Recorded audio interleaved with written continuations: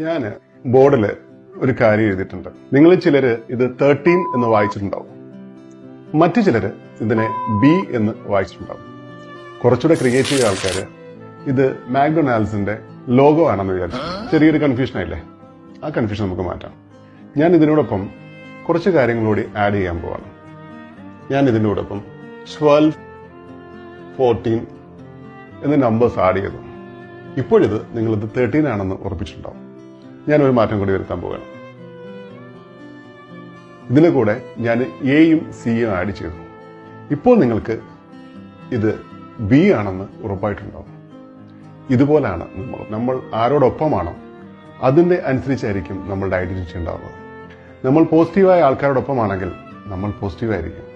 അതേപോലെ തന്നെ നമ്മൾ നെഗറ്റീവായ ആൾക്കാരോടൊപ്പമാണ് ചേരുന്നതെങ്കിൽ തീർച്ചയായും നമ്മളും നെഗറ്റീവായിരിക്കും. ഒരു മഹാൻ പറഞ്ഞിട്ടുണ്ട്,